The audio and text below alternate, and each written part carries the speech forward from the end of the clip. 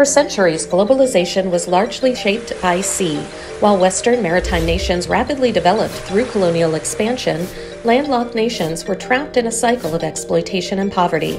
However, over the past decade, a transformative initiative has begun to break this cycle and is revitalizing the economies of inland countries.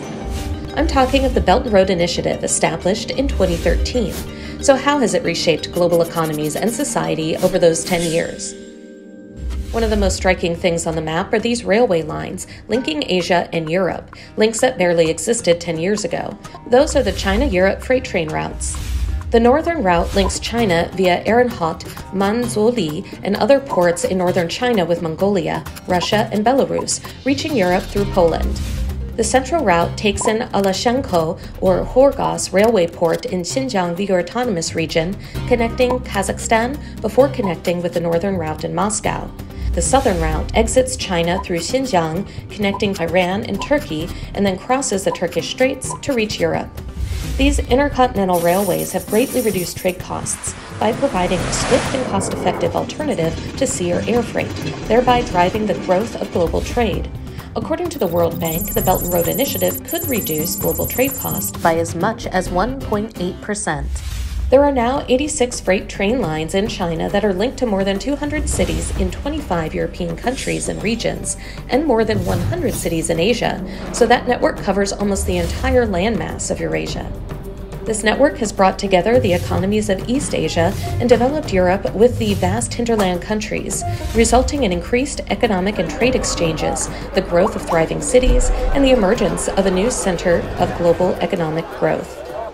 Major infrastructure projects that most people have never even thought of are now stark realities. By tackling infrastructure disparities in developing countries, the initiative is helping dismantle obstacles that had long hampered their development.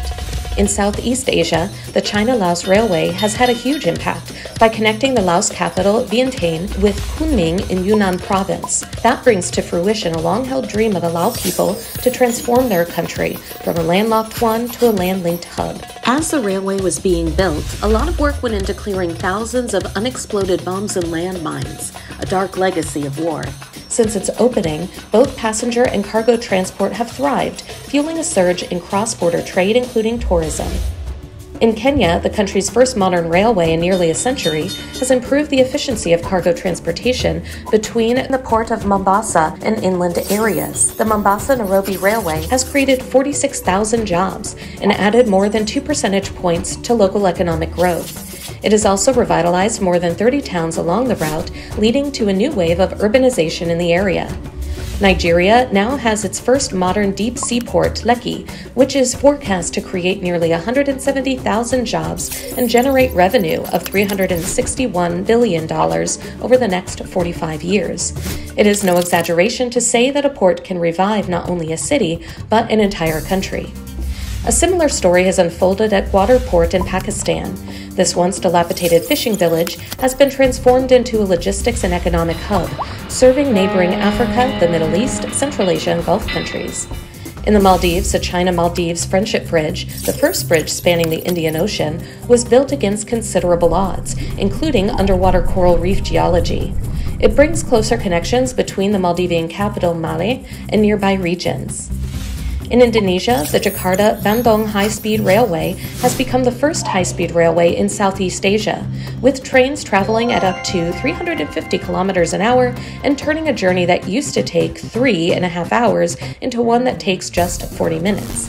As a result, tourism is flourishing, and by May, it has created 51,000 local job opportunities.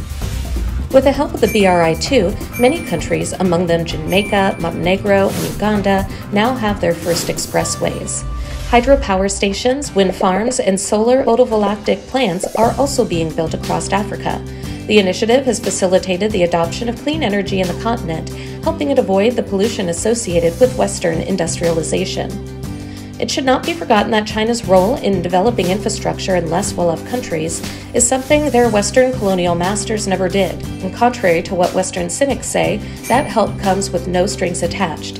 For China, everything these countries gain from its help is a gain for the world. As a result, the Belt and Road Initiative has attracted the participation of more than three-quarters of countries globally, substantially improving the lives of 30% of the world's population. The initiative has generated nearly $1 trillion in investment in the past decade, created 420,000 local jobs, and lifted nearly 40 million people out of poverty. Emerging industries have flourished in many developing countries, and many Asia-Pacific countries have enjoyed economic growth marked by industrial transformation and rapid advances in the digital economy. In short, the Belt and Road Initiative serves as a platform for connectivity and joint development. It also exemplifies the Chinese approach to achieving global peaceful development and building a community with a shared future for mankind.